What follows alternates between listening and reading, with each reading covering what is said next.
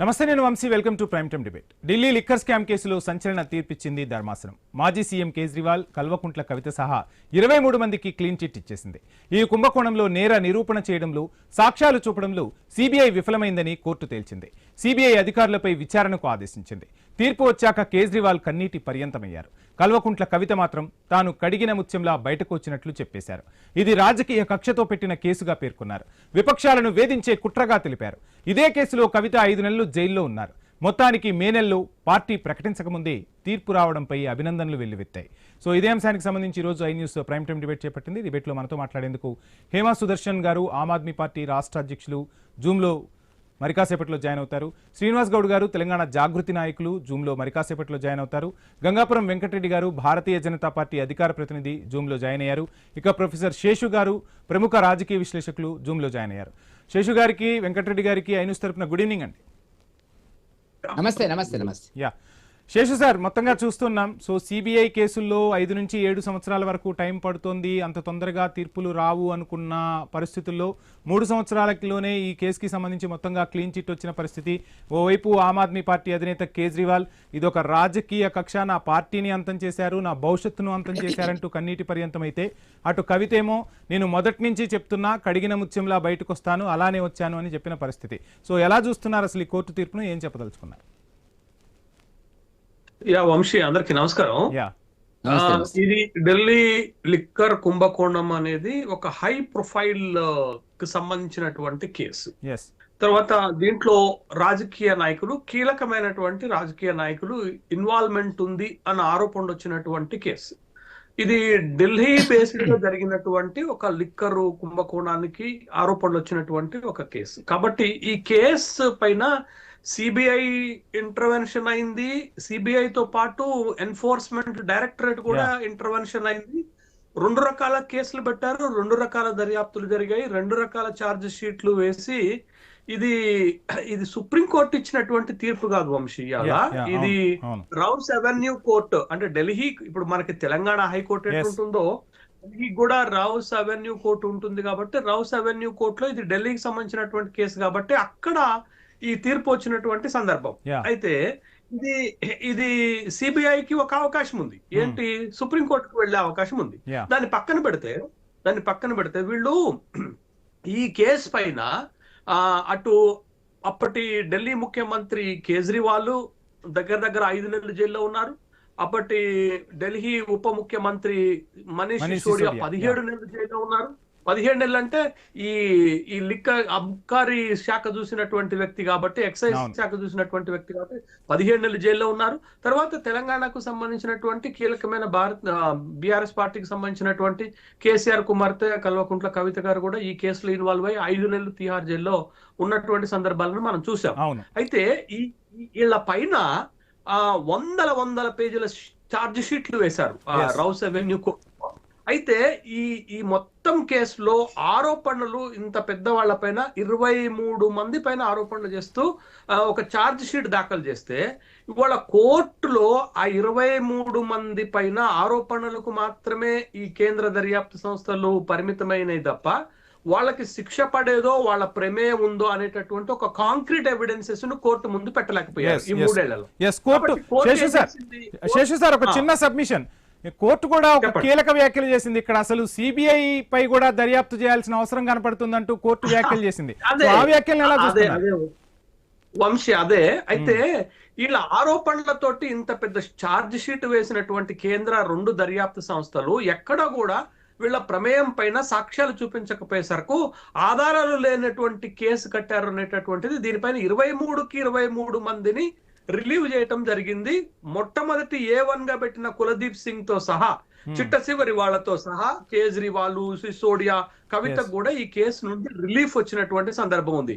ఈ కేసులో అందరినీ రిలీవ్ చేస్తూ ధర్మాసనం చెప్పింది ఏంటి అనంటే, సిబిఐ ఇంత లో ప్రొఫైల్ గా దర్యాప్తు చేయటము, సిబిఐ పై కూడా ఇలాంటి కేసులు వేస్తున్నందుకు వాళ్ళపై కూడా చర్య తీసుకోవాలనేటటువంటి ఒక వ్యాఖ్యానం చేయటం జరిగింది. అయితే ఈ కేసులో ఏంటి అనంటే చాలా పొలిటికల్ మోటివేషన్స్ ఉన్నాయి. ఇప్పుడు ఇందాక ఈ తీర్పు వచ్చిన తర్వాత ఢిల్లీలో కేజ్రీవాల్ ఒక ప్రెస్ మీట్ పెట్టారు. ప్రెస్ మీట్ పెట్టి ఏం చెప్తారంటే, ఇది ఆమ్ ఆద్మీ పార్టీని మొత్తానికి నాశనం చేయటానికి, కేజ్రీవాల్ ని ఇది చేయటానికే ఈ పని చేశారు, ఈ ఆధారాలు లేనటువంటి కేసు పెట్టారు, కాబట్టి మోడీ అమిత్ షా క్షమాపణ చెప్పాలని చెప్పారు. తర్వాత తెలంగాణకు వచ్చేసరికి ప్రెస్ తో మాట్లాడినటువంటి ఈ కేసులో ఆరోపణలు ఎదుర్కొన్నటువంటి కల్వకుంట్ల కవిత గారు కూడా ఏం చెప్పారంటే, నేను మొదటి నుండి చెప్తున్నాను, పొలిటికల్ వెండెట్టా ఉంది దీంట్లో, రాజకీయ ప్రేరేపితం ఉంది, రాజకీయ కక్ష సాధింపుల కోసమే మా పైన ఈ కేసులు పెట్టారు, నేను కడిగిన ముత్యం లెక్క బయటకు వస్తానని నేను చెప్పాను, ఇవాళ అదే జరిగింది అని చెప్పారు. అయితే దీంట్లో మనం గమనించాల్సింది ఏంటి అనంటే, ఆమ్ ఆద్మీ ప్రస్తావన అసలు ఎక్కడి నుంచి వచ్చింది అనేది కనుక మనం చూస్తే 2011లో లోకాయుక్త కోసము అవినీతికి వ్యతిరేకంగా తర్వాత వచ్చినటువంటి ఒక ఉద్యమం నేపథ్యంలో వచ్చినటువంటిది. అన్నా హజారేతో కలిసి ప్రశాంత్ భూషణ్ తో సహా కేజ్రీవాల్ ఢిల్లీలో ఒక పెద్ద ఉద్యమాన్ని చేశారు. బట్ అట్లాంటి వ్యక్తి ఇదే అవినీతి ఆరోపణలో ఇరుక్కొని ఈ విధమైనటువంటి కేసుల పాలై జైలుకు వెళ్ళటం అనేటటువంటి విషయము ఒక పెద్ద చర్చనీయాంశం అయిపోయింది దేశం మొత్తంలోనే. అయితే ఇప్పుడు వాళ్ళకు ఒక బలం వచ్చింది.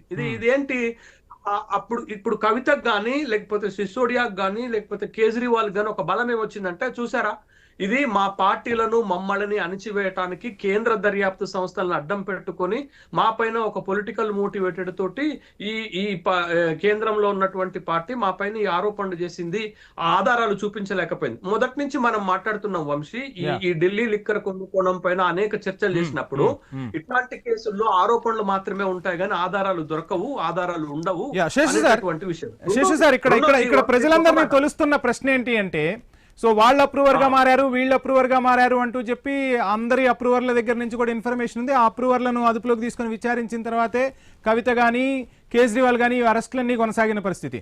అసలు ఈ అప్రూవర్ల నుంచి ఏం ఇన్ఫర్మేషన్ గ్యాదర్ చేశారు, వీళ్ళు ఏ విధంగా ప్రొసీడ్ అయ్యారు అనేది ఇప్పుడు అందరినీ తొలుస్తున్న ప్రశ్న.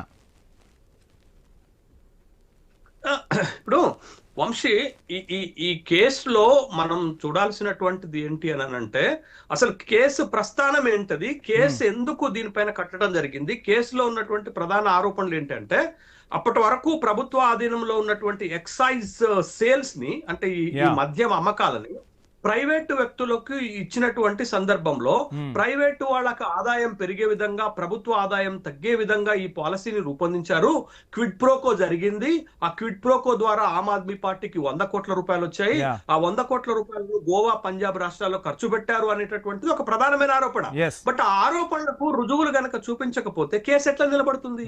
బట్ ఆరోపణలుగానే ఉంటాయి. ఇప్పుడు రాజకీయ పరమైనటువంటి ఆరోపణలు ఎప్పటికీ ఆరోపణలుగా ఉంటాయి, కానీ రుజువులు దొరకటానికి రుజువులు ఎట్లా దొరుకుతాయి అనేటటువంటి ఒక ప్రశ్న వస్తే, ఈ కేసు కూడా అదే ఒక ఆరోపణలకే పరిమితం అయిపోయి ఆ సాక్ష్యాలు దొరకనటువంటి ఒక కేసుగా మిగిలిపోయినటువంటి సందర్భం ఉంది. అయితే ఇక్కడ మనం గమనించాల్సింది ఏంటంటే, ఆమ్ ఆద్మీ ప్రస్థానం గురించి చెప్పాను కదా, బట్ ఆ ప్రస్థానం 2011లో పార్టీ ప్రారంభమైతే 2012లో ఢిల్లీలో అధికారంలోకి వస్తే ఒక దశాబ్దం తర్వాత ఆ పార్టీ దేశంలో జాతీయ స్థాయి పార్టీగా ఎదిగింది. అంటే వాళ్ళు బలంగా ఎదుగుతున్నారు, స్పీడ్ గా ఎదుగుతున్నటువంటి నేపథ్యంలో వాళ్ళకి కళ్ళెం వేసే విధంగా, బ్రేకులు వేసే విధంగా ఈ లిక్కర్ స్కామ్ ని ఆమ్ ఆద్మీ పార్టీకి వ్యతిరేకులు వాడుకున్నారు అనేటటువంటి ఒక అభిప్రాయం ఇప్పుడు ఈ తీర్పుతోటి కలిగేటటువంటి ఒక అనుమానం రేకెత్తుతుంది. అందుకని మీరు చూడండి ఢిల్లీలో అధికారంలోకి వచ్చింది, పంజాబ్ లో అధికారంలోకి వచ్చింది. ముఖ్యమైన విషయం మీకు చెప్తాను, గుజరాత్ లో 11% ఓట్లు పెంచుకున్నది. అంటే ఈ పార్టీ ఇట్లనే కొనసాగితే కేంద్రంలో ఉన్నటువంటి పార్టీకి రాజకీయంగా ఇబ్బందికరమైనటువంటి పరిస్థితులు వస్తాయి అనేటటువంటి ఒక ఆలోచనతోటి ఇట్లాంటి కేసుని తెరపైకి తెచ్చారు అని కేజ్రీవాల్ మొదటి నుంచి చెప్తున్నటువంటి సందర్భంలో ఈ తీర్పు వాళ్ళకి నైతిక బలాన్ని పెంచుతుంది, రాజకీయంగా వాళ్ళ పార్టీ యొక్క స్థాయిని పెంచుతుంది.